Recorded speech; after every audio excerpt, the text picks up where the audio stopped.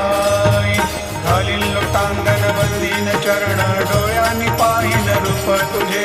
प्रेमे अलंगिन आनंदे पूजिन भावे वाळीन म्हणे नावा